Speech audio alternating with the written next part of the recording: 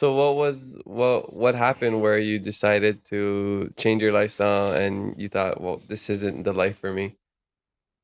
Um, my second drug overdose is what did it. Mm. Um, an overdose of cocaine. My first drug overdose, an overdose of crystal meth. That was in Big Island. I don't know the first time. That one was crazy. It was Mm. nuts. My second time was when I was 28 years old, April, in the ending of April. An overdose of cocaine. I was in the ER. And my first time I didn't really pray. I never really prayed to God, nothing like that. I just was like, oh, this is it. I thought I was gonna die, but God bless, I didn't. My second time I didn't pray. So when I was in the ER room, I was going in and out of consciousness, like just going in and out. And then they had me hook up to these wires and stuff. I was going in and out of consciousness, so I could barely talk, but I was praying in my mind. And I was praying and I was asking God, please God, I know I broke a lot of promises. But if you can please get me out of this emergency room, get me back home to my kids, I promise.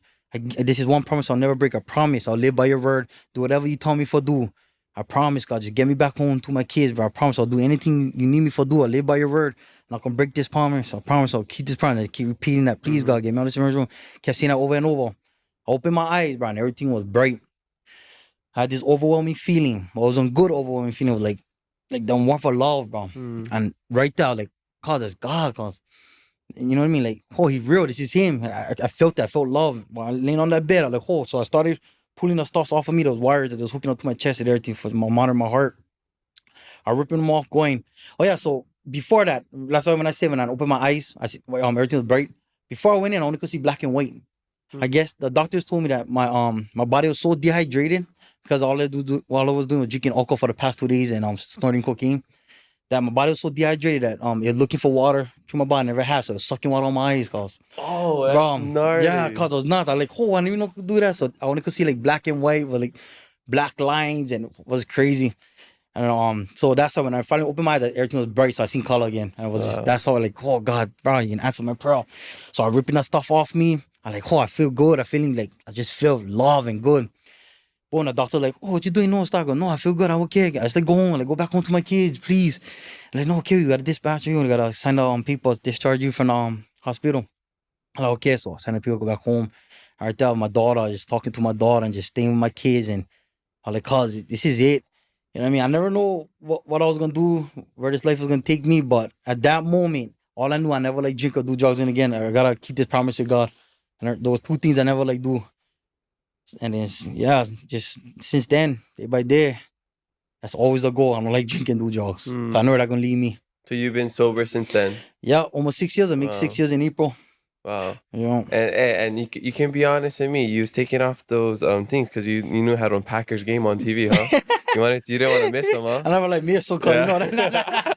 Yeah, oh, bro, Packers. Yeah, that's my team right there. Yeah. Die hard fan. He walked in with his Packers lanyard. Cause I get them tatted right there on my Right. ankle, cause right there.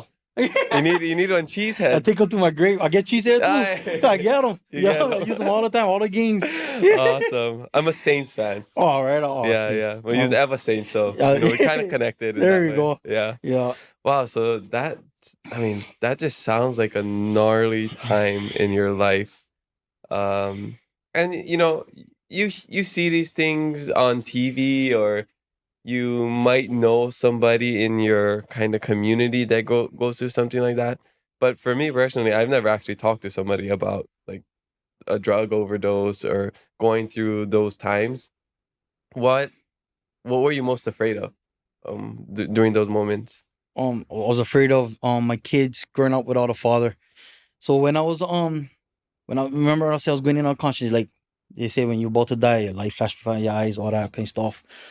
Me, all I could see was my daughter growing up without a father, and that just broke my heart. Cause I couldn't see that. I had to be there for them all the way. No matter what it took, I gotta be there for them until they get old and live their life and go their journey. But I gotta be there for them on their journey until they get older. So that's why I kept praying and pray harder than I ever did in my life to God. And God been keeping his word, and I've been keeping my word all the way, bro. Yeah, mutual agreement. Yes. So, were you religious before that at all? Not really. I knew there was a God, and but I never was deep into him like I am now. Ever since that day, from day on, I got closer and closer to him. You know, a lot of people, a lot of addicts in recovery, they go to treatment, rehab. That I found God. God and saved my life. I went to the treatment. I did the whole rehab team, but I was all court ordered before I had to go show up. But I always in relapse right after. And right after class, I'll go and I'll drink. So I always got into trouble. But this time, it's the longest I've been clean and sober, almost 6 years. And it was with God, because the one-on-one connection I get with God is amazing. That's amazing. I tend to find people who have a very strong connection with God. They come from a really troubled past. Like something really big happened in their life where they needed to find something to motivate them, something else to believe in, like a bigger power to help them get through something.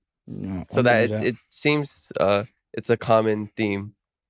Yeah. Before that, like what was your motivation in life? Did you have any dreams or aspirations, or was it just party, drugs?